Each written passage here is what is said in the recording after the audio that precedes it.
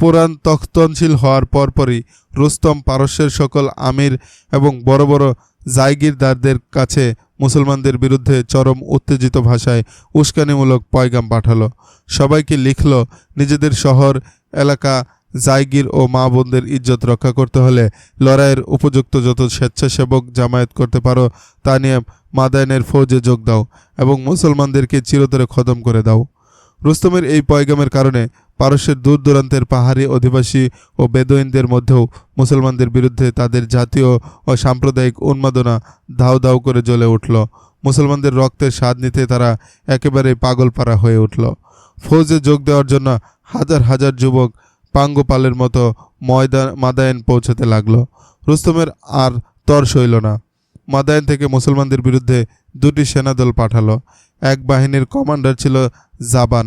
রুস্তম তাকে বলল, দারিয়াই ফোরাতের প্রান্ত ধরে হীরা অঞ্চলে গিয়ে পৌঁছবে, এরপর জান্তর হামলা চালাবে। হীরা পারস্যের অনেক বড় এবং বিখ্যাত শহর ছিল। মুসলমানদের মশহুর সালার মুসান্না ইবনে হারিসা তখন হীরা দখল করে নিয়েছিল, তাই হীরা মুসলমানদের কবজাতেই ছিল।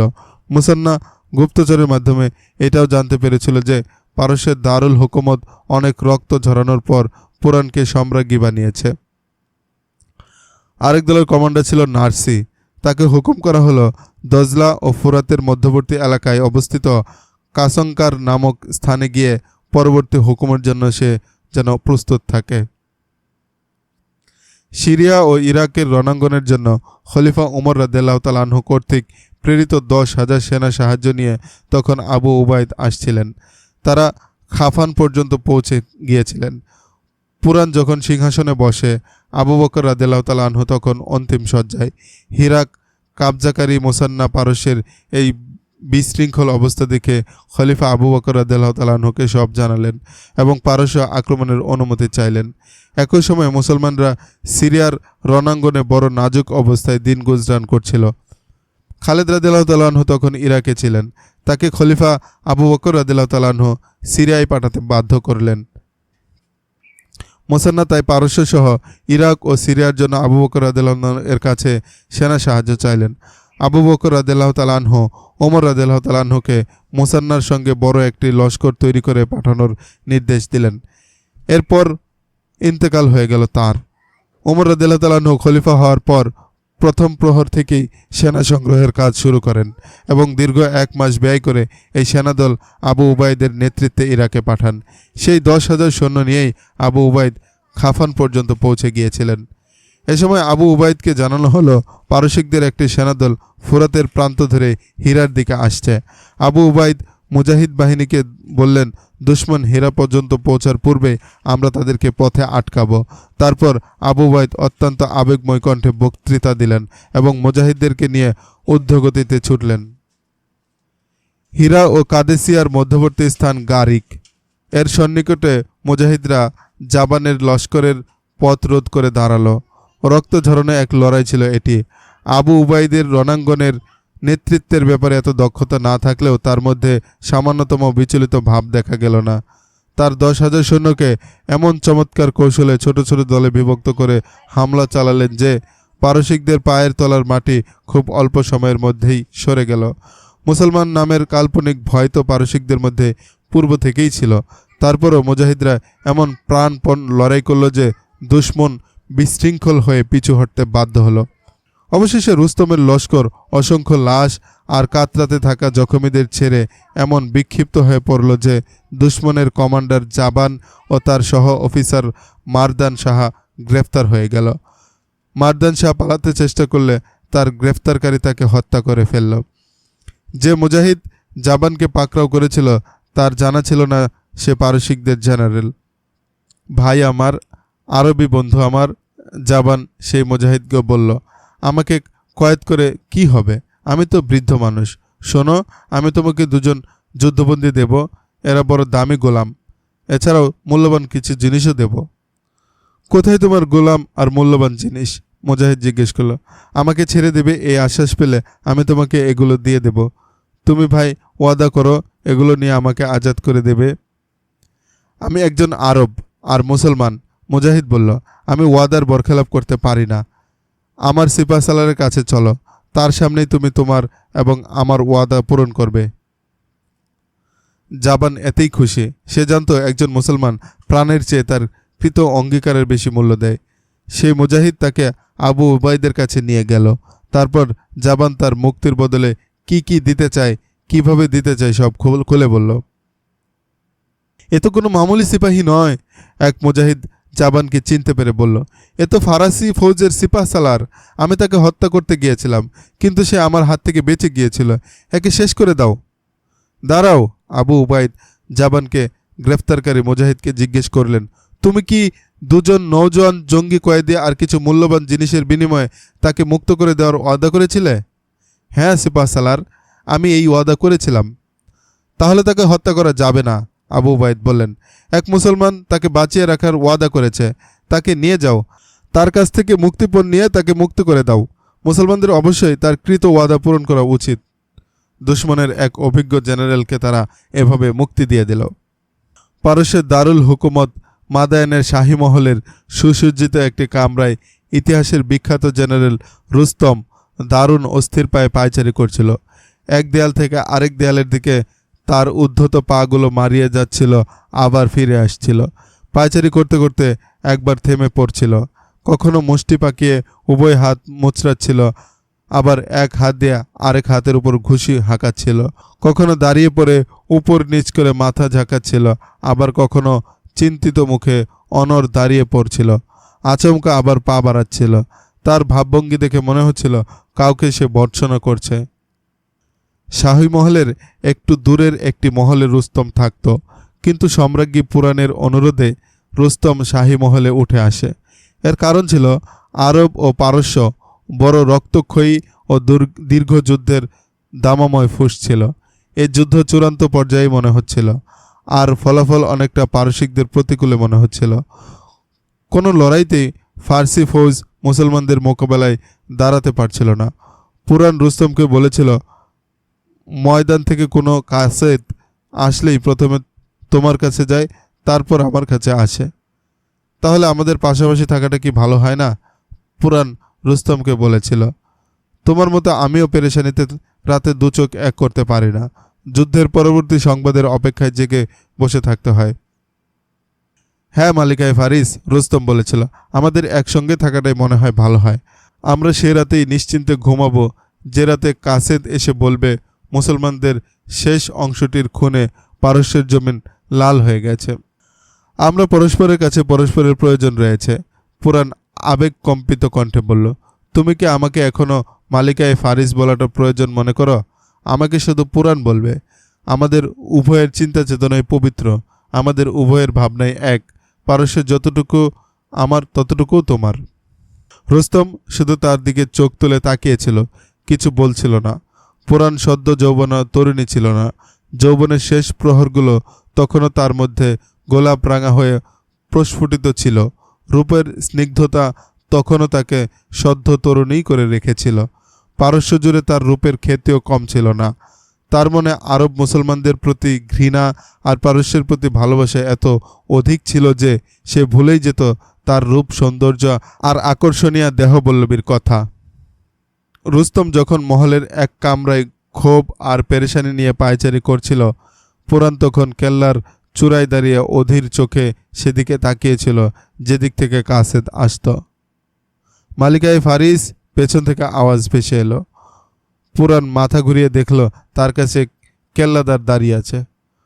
মহান মালিকা যদি কাসেদের ইন্তেজারে থাকেন তবে অনুগ্রহ করে নিচে তাশরিফ আনুন, কেল্লাদার বলল। কাসেদ এসে গেছে এবং সে প্রথমে সোজা রুস্তমের কাছে গিয়েছিল। রুস্তম আমাকে কেন বলেনি? পুরাণ বিরক্ত হয়ে বলল। মালিকে মুআজ্জাম, এ প্রশ্নের জবাব আমি কি করে দেব? আমি তো রুস্তমের পর্যায়ের এক জেনারেল। রণাঙ্গন থেকে আগত কাসেদকে দূর থেকে দেখেই বলতে পারি সে ভালো খবর এনেছে না মন্দ খবর। এই কাসেদকে আমি কেল্লার দেয়ালের উপর থেকেই দেখেছিলাম। তার চেহারা আর ঘোড়ার খুরধ্বনি যেন বলছিল খবর খুব ভালো আসেনি। হাই, কোনো খবরে ভালো বার্তা আনে না, পুরাণ বিড়বিড় করে বলতে লাগলো। নিচে তার ঘোড়া তৈরি ছিল। পুরাণ ঘোড়ায় সাওয়ার হয়ে ঘোড়ার পেটে পা দিয়ে লাথি দিল। রুস্তম দারোয়ানকে ডেকে পাঠালো।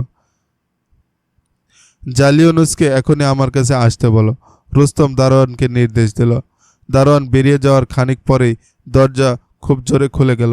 রুস্তম জানালার সামনে দাঁড়িয়েছিল, আর তার পিঠ ছিল দরজা বরাবর।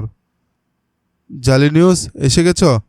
রুস্তম দরজার দিক থেকে পিঠ না ঘুরিয়েই বলল, জাবানের খবর শুনে ফেলেছ তুমি?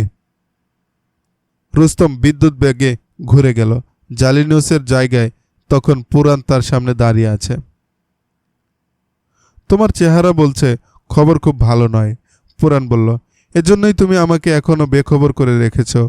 পুরান তার বাহু দ্বারা রুস্তমের কোমর জড়িয়ে ধরে তাকে বসাতে বসাতে বলল, তোমার চেহারায় আমি পরাজয়ের চিহ্ন সইতে পারি না। কি খবর এসেছে? জাবান ও মারদান শাহ সালতানাতে ফারেসের ভিত্তিটাই টলিয়ে দিয়েছে। রুস্তম পরাজিত কণ্ঠে নয়, ক্ষুব্ধ কণ্ঠে বলল, তারা মুসলমানদের কাছে এমন নির্লজ্জভাবে পরাজিত হয়েছে যে মারদান শাহকে মুসলমানরা পাকড়াও করেছিল। সে পালানোর চেষ্টা করলে মুসলমানরা তাকে হত্যা করে। আর জাবান, সে জীবিত আছে, রুস্তম জবাব দিল।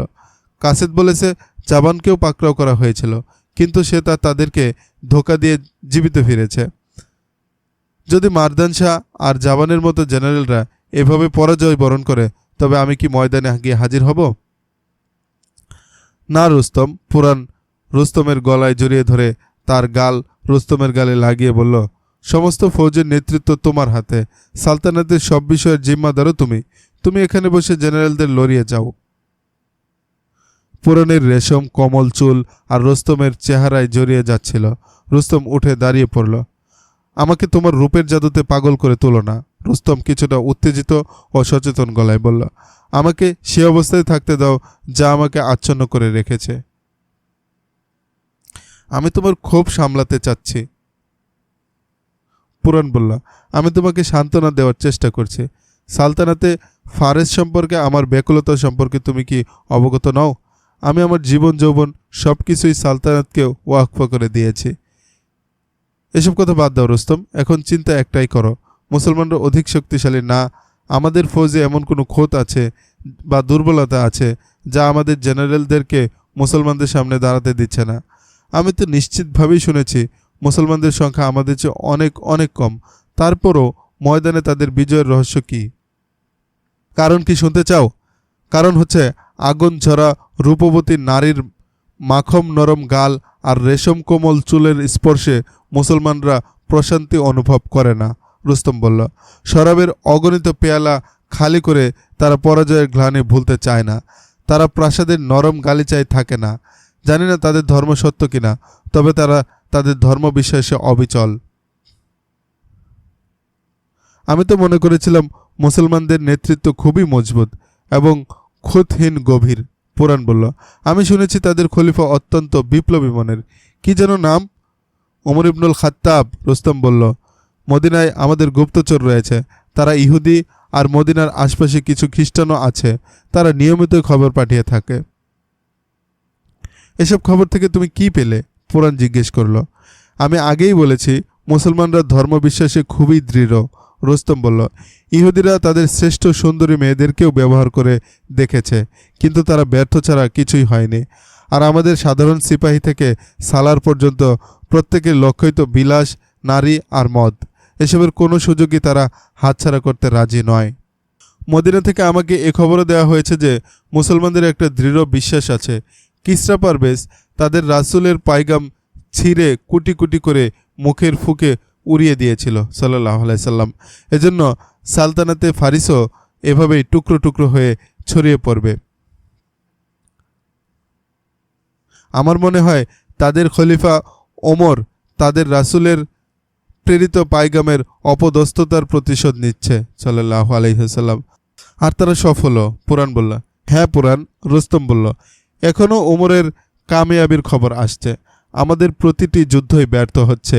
ইহুদিরা মুসলমান ব্যবসায়ী বেশে মদিনার দূর দূরান্ত এলাকা পর্যন্ত মুসলমানদেরকে পারস্যের যুদ্ধশক্তির ব্যাপারে এমন ভয় দেখিয়েছিল যে তারা ইরাকের নামও নিত না। আমাদের ফৌজের ভীতি মদিনার লোকদের কেউ আচ্ছন্ন করে রেখেছিল। এমনকি খলিফা তার স্বগোত্রীয় লোকদেরকেও ইরাকের রণাঙ্গনে যোগ দেওয়ার ব্যাপারে রাজি করতে পারছিল না।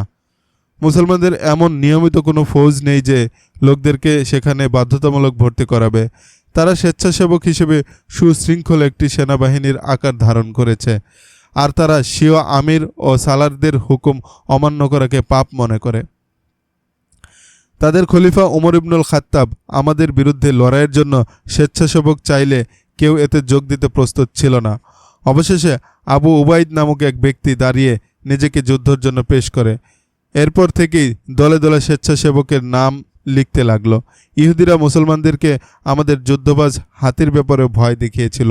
তারা মুসলমানদেরকে হাতির ব্যাপারে এমন ভয়ানক কথা শোনালো যে তারা প্রায় নিশ্চিত হয়ে গিয়েছিল খলিফা আমাদের বিরুদ্ধে আর কোনো লস্কর তৈরি করতে পারবে না।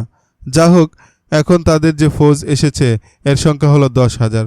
তাদের সালার সে আবু উবাইদ। সে এর আগের লড়াইয়ে আমাদের 2 জেনারেলকে এমন চরমভাবে পরাজিত করেছে, দুজনেই গ্রেফতার হলো। তাদের একজনকে তো হত্যাও করা হলো। এখন তুমি কি করতে যাচ্ছ? পুরাণ জিজ্ঞেস করল। জুলিনিয়াসকে ডেকেছি, সে এখনই এসে পড়বে। রুস্তম কি মনে করে ঘরের বাইরে গেল। পারস্যের আরেক বিখ্যাত জেনারেল জুলিনিয়াস বাইরে দাঁড়িয়েছিল। রুস্তম তাকে ভেতরে নিয়ে এলো। জুলিনিয়াস, তুমি কি নামারিকের লড়াইয়ের পরিণাম শুনে ফেলেছ? হ্যাঁ, শুনেছি, জুলিনিয়াস বলল। কাসেদকে জিজ্ঞেস করে খানিকটা আমি জেনে নিয়েছি, বিস্তারিত এখনো জানি না। বিস্তারিত জেনে আর কি করবে? রুস্তম কর্কশ গলায় বলল। মারদান মারা গেছে আর জাবান কোনো ক্রমে আরবদের হাত থেকে ছাড়া পেয়ে গেছে। তাদের দুজনের ফৌজের বেঁচে যাওয়া সৈন্যরা কাসকায় গিয়ে পৌঁছেছে। সেখানে জেনারেল নার্সি তার ফৌজ নিয়ে তাঁবু ফেলেছে। তুমি এখনই কয়েক দল সেনা নিয়ে তৈরি হয়ে যাও, ঘোড়সওয়ারও আরও বেশি করে নেবে। জুলিনিয়াস মালিকায় ফারিস বলল। রণাঙ্গন সম্পর্কে উপদেশ ও নির্দেশ যা দেওয়ার তো রুস্তমই দেবে। আমি শুধু আমার পক্ষ থেকে এতটুকু বলবো, তোমার কারণে পারস্য যেন আরেকটি পরাজয়ের বোঝা বহন না করে। আমরা তো অঙ্গীকার করেছিলাম মুসলমানদেরকে খতম করে ছাড়ব, কিন্তু এখন পারস্যকেই বাঁচানো কঠিন হয়ে পড়েছে। মালিকায় ফারিস, এখন নিশ্চয় আপনি ভালো খবর শুনবেন, জুলিনিয়াস নিশ্চিত গলায় বলল। জুরুথ্রুস্টের কসম, আগের পরাজয়গুলোরও প্রতিশোধ নেব। জুলিনিয়াস তার সেনাদল তার মতো করে প্রস্তুত করে নিল। মাদায়ানের উপর তখন ভীতি আর হতাশার কালো ছোঁয়া।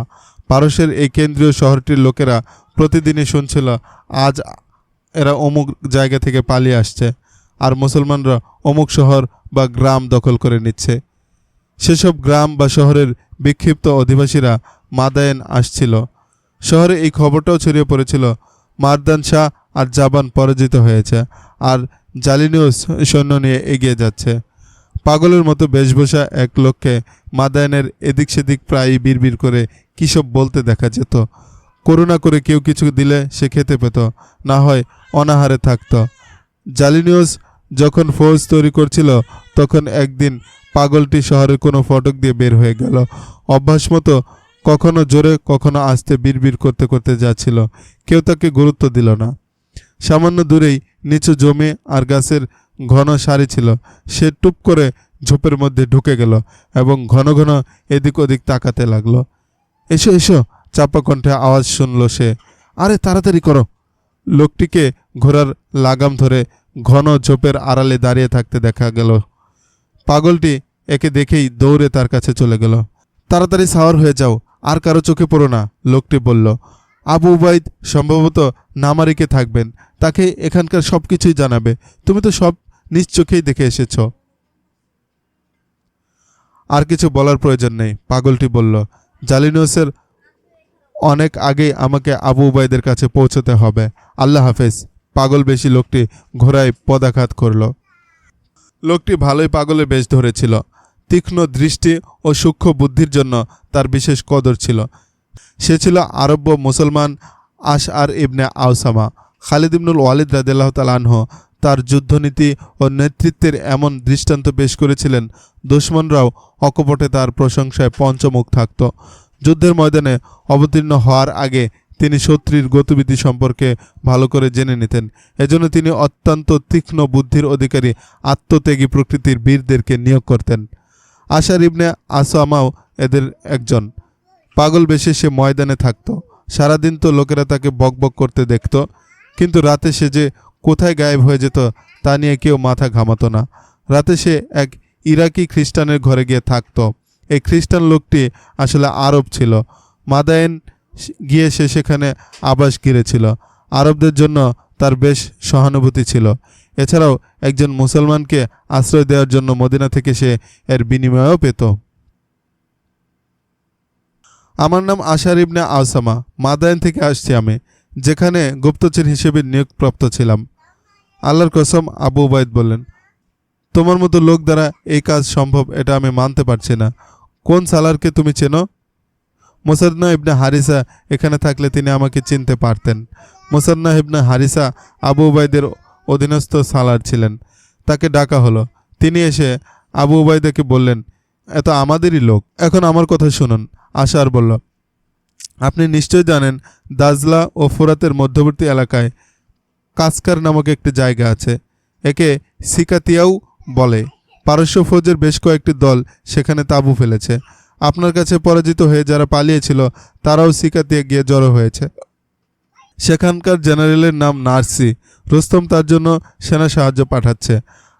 আমার অনুমান মতে 4 দিন পরে তারা সিকাতিয়া পৌঁছে যাবে। আবু উবাইদের জন্য এই সংবাদটি বড়ই মূল্যবান ছিল।